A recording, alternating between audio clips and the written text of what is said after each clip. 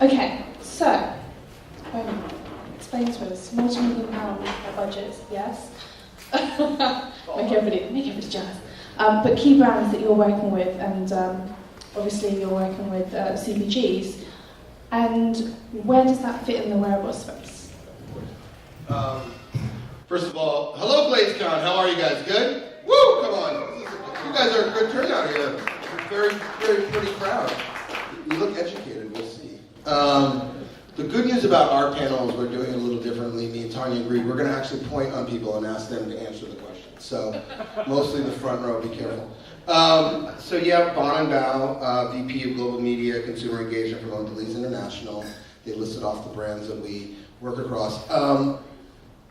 So, you know, I think one of the biggest, I think that the wearable space is exploding. I think, more importantly, I actually think that as the wearable space becomes more fashion friendly, that it'll become a lot more consumer friendly, and we're going to see that growth happen quickly. But I think there's a huge opportunity for CPG companies to participate in that as it begins to be a part of the Internet of Things or connected products, and what does that future look like? And as you begin to be able to track responses of people or people's actions and activities, how do you then connect that back to some response back from an organization? So we did a pretty big experiment around 3D printing of Oreo cookies at South by Southwest this year. So we created the first ever Oreo 3D printer. We kind of reached 6 years in the future and pulled kind of food printing technology forward, all proprietary. There was even a snack markup language that we had to create in order to tell what a tweet actually should taste like in terms of an Oreo cookie. And it was interesting and exciting, but it was also an attempt for us to begin to explore what the future of. So maybe now with a connected device, it knows that you ran, 10 miles. Well, maybe you should get a bigger Oreo cookie as a result of the fact that you burned calories. Or maybe you didn't work out, maybe you should get a smaller Oreo cookie. So how will the connected world, in this world of bits, actually be approached by atoms, and how will that world work together? And so that's where we think there's a power behind wearables. We also think that just the scale of the growth potential of the market makes it really exciting for us to be close to.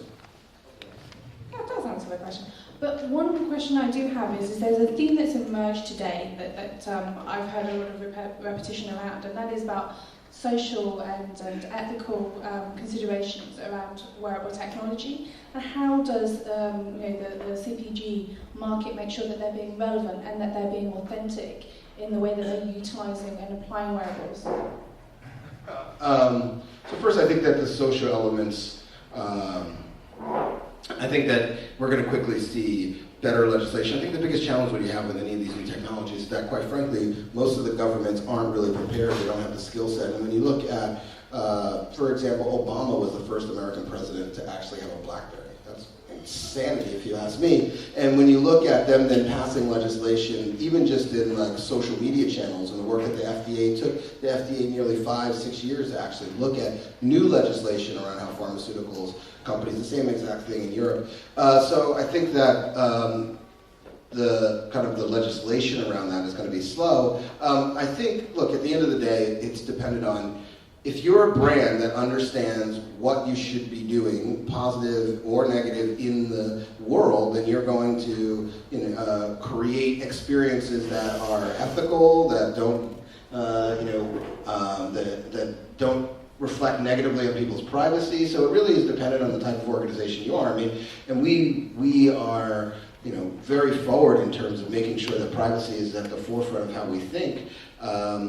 But I think even more than that is that there's a unique opportunity for this community right here to really help shape the type of thinking that big brands, when they participate with you guys, actually bring to the table. Actually, I think there's two pieces of the equation. One is, I firmly said this in the startup world, I spent a lot of time in the startup world, but that what we bring to the table is scale. And when you're an early stage company, like I'm guessing many of the folks in here are running or are interested in, there's a huge opportunity to leverage our scale to help grow your business. And a good example is and most people actually look to us for a check. A check is the least thing you actually want from us, which I know it sounds crazy, but at the end of the day, we sell 6 billion products a month, and conceptually, if we put your product on every single pack, let's just say, we could stand up, the equivalent of 6 Facebooks, for example. So that scale is really what you want to go after. Now, how do you approach organizations and begin to shape and teach organizations how they should work with wearables? And what's the appropriate way? So one of the things that we've been very close to Wearable World and Reg, and really looking at, okay, we have a breakfast, was that Reg? We have a breakfast product called Belvita, which is a breakfast biscuit. If you guys haven't had it, please buy it.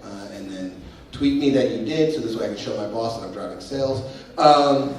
But when we think about that, its space is to own morning. And when we sat down with Reg, the opportunity was, first you might go after an opportunity like what Coca-Cola did with Shine. I don't know how many are familiar with that. They launched the Red Shine, which was great. Amazing is they actually had, the name of the product was Coca-Cola Shine in every Apple store, which is kind of insane when you think about it from a promotion perspective. But that's one little play, and I think it's very promotional. But how do you become a part of the ecosystem? So the thing that we've talked about with Reg is there a chance, since we care about morning, to actually be the content layer for morning information, for morning content that is a plug and play that any wearable could use, or any user can access that morning content, and it's really how do you add value back to the ecosystem in a way that people are actually going to give a crap about?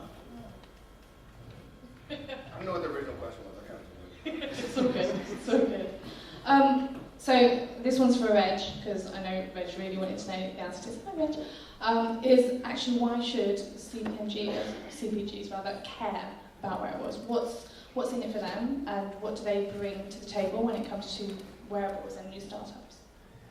I mean, let's just be honest, this is the future, right? So the ability to have devices connected to human behavior, whether it is a clothing company that's looking to manufacture sports gear that understands our tracks, or whether it's us that's looking to take some type of action against some type of human behavior. And I'm a firm believer being early, being first wins at the end of the day. And so that's why we're bullish and aggressive in the space, in the sense of looking to understand what the real opportunity is. And even more important, which is why coming to places, like, are there any other CPG brand guys in the room? See, exactly. So anyway, coming to places like this and spending time at places like this also allows us to really be a part of the community, to learn from the community, to understand what is the appropriate way, or have the discussion with the community in terms of what value can we actually add to the community, whether it's scale or investment or content creation or a lot of the different assets that we bring to bear. And I believe that gets us ingrained early on and allows us to reap the benefits as this thing hockey sticks and grows. So there's not a lot of people in the room who necessarily know what Mondeléz do in terms of working with wearables and the innovation units, but there is more and more emergence of innovation units within certainly places like Mondeléz, but also some of the other kind of big players as well. Why don't you explain to us very briefly what it is you actually do in terms of that innovation unit? Of course. So I have a pretty decent track record of having worked in early stage tech, whether it was, I don't know how many are familiar with like a company, Radiant 6, their social media monitoring company. So when I met them, they had a piece of paper in their hand, they had 19 clients in Canada, and at that time I was running the IPG Media Lab, the investment group. This was 10 years ago, I guess, something like that. Damn, I'm old. Anyway, and so we decided to figure out what was mutually beneficial. I firmly believe that the mutual benefit is the relationship that you want to strike. In some cases, make it more beneficial for the tech company if you can. And so what we ended up doing, they gave us some early stage offering where we could provide that to our client base, and none of the other clients could, or none of the other big agencies had that. I don't remember exactly what it was. But the big thing was we were then going to roll them out across our network. And in 6 months, we had launched them in 22 countries, 19 languages, and we had delivered 60 clients for them on the back of our global network. I was running Weber, which is the largest global PR. I was running their largest global PR practice. So one, I think that scale play is hugely important. And what we learned from there is how do you create something that is extremely valuable for early stage companies. So Post that, I launched a thing at Pepsi called Pep 10, same exact thing. We just launched a mobile incubator here at Mondeléz, very similar thing. And now what we're looking to do is really take a more active role in wearable world and figure out where can we play and what can we create that provides, you guys access to us to understand how we're thinking. And more importantly, from my side personally, is I'd love to spend time with you guys also shaping how you think about bringing this to other big CPG or other big Fortune 50 companies, not just me, and then also figuring out where we think, not only where we think we can add value to you, but where we think it can add value to our business. So right now it's really a discovery phase, really understand, but we will launch projects in early next year to really begin to understand that. And out of interest, who here is thinking about working with a CPG? Yeah, has anybody ever Show given it hands? thought? Anybody? Or see it on their roadmap or care about it? Apart from you, Venge. Shush. Anybody else? So, on that basis, I think it'd be interesting to understand from you, maybe in kind of 90-second pitch, why the people in this room should want to think about working with a CPG. Look, I can't talk about every CPG because I don't know why you would want to work with all these other guys. We're the only guys I think you should want to work with. But what I would offer is, again, I think we bring the opportunity for scale. We bring the opportunity for potentially for investment. We bring the opportunity, more importantly, personally, you have my word that we will work with you to help shape whatever that potential offering might be if you're looking at the potential of a longer roadmap with working with other big Fortune 50 clients. I just think that, look, here's the challenge that you guys are all going to have, which is, it's the same thing that's happening with early stage technology. As markets mature, it becomes harder and harder to just grow organically. And in a lot of respect, you want accelerants. What kind of accelerant can accelerate your scale? How can we put you in front of more people? How can we accelerate your thinking in terms of access to, we have the best marketing talent in the world. It could even be down to business management. I mean, whatever, so there's a lot of other assets and value that we offer. And a lot of times what we do with our early stage partners is we provide them access to kind of that cadre or that all that we have to offer. But I actually, just to the audience, why is there anybody willing or brave enough to answer? But why would you not? Why are brands not on the roadmap for wearable companies? Why don't you think we're relevant? Just curious. I don't see what problem wearable tech solves that it's more than just a PR campaign or something to think like a cooler than not. I genuinely don't see how wearable tech or tech in general fits into something that's introduced us. Yeah, I think it's a totally legitimate question. I mean, I think you want to answer it? It's next panel. We're going to talk a lot more about it. Don't do too Save much. that for later. We're going to really lay that down. Well, I'm gonna defend myself a little bit. Jesus, I know, right? No, just kidding. I think, look, first of all, I think the skepticism is spot on, and I think you should be. And I think, to be quite frank, I think it all depends on the individual, right? It really depends on the individual at the organization. The vision that I see is pretty simple, which is for Belvita, for example, if I can be the content platform that first of all, if I have investment dollars, I can build a lot of content that can be, useful and valuable for consumers. But if I can build the content platform that runs on every single time somebody plugs in their Fitbit in the morning and they get analysis of their calorie intake in the morning, if I can be that player there, that content layer there, and actually create a business that is plug and play, that everybody from a Runtastic can fit into, the Shine bracelets, the Basis Health, if I can do that, then it's a huge opportunity for me long term from an awareness perspective, from building basically a scalable media platform. So I'm just looking at the world slightly different, but to be perfectly honest, I think that yes, a lot of folks think about this potentially as a PR stunt.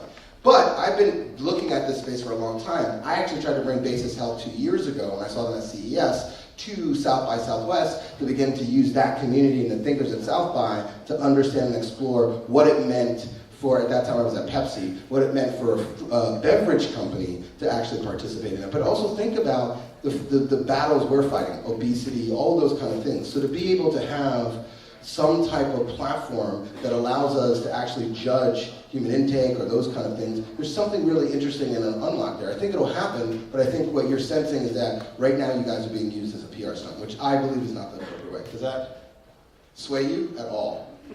If you were at a 12 hatred, are you now at like a 7? No? If you're a responsible company that wants to be around forever, you will. So I just see that, I mean, look, don't get me wrong. There is a very simple, there is a lot of people who are like, just sell these people more cookies. Like, it does not matter. But I guess from where I stand, sustainability of business is way more important. And so to be able to, and by the way, it's a differentiator factor. So to be able to say that, yes, we are, we are being responsible in the way that we suggest that you consume our products, I think is a big differentiator for us. Sorry. I was going to say, take mention through you as well. Like a result. Oh, sorry. I don't think so much about resolving problems or like ideas or stunts and PR stuff, because there's all kinds of companies that are based on yet another geo app, yet another dating app and stuff like that. And I think it's more down to having these really kind of interesting ideas that resolve like real world problems, with security, health, like you were saying, and actually start creating wearable tech that actually serves a purpose instead of just being a gimmick. And it's just down to kind of the audience, the clients, and whatever people are going to invest in that to make tech, wearable tech like actually a useful thing. I think. Look, I mean, we're on a journey to reinvent our business as well. You're sensing what you're saying, and look, we are clearly a target for bigger challenges in health, right? And as the world of health and wearable tech grows, we're looking for ways to rethink our business as well. But I think there's a couple things. One is that I think it takes us to be sitting around a table together to actually figure out what are the potential problems that we can solve. But the one thing I would encourage you guys to not forget about is the scale. Again, Fitbit is probably one of the biggest players, right, in that space, right? They're a baby. They're really, really tiny when you think about scale. And now, what's going to happen with Apple? I mean, Apple's, going to blow right through that. Now, they had a chance early on, potentially, to have partnered earlier with people who could have helped them get scale faster. So that's the only thing that I would say is that I think there's two pieces. One is, how do we figure out what the problems, to your point, the real problems that we can help solve together that align to both of our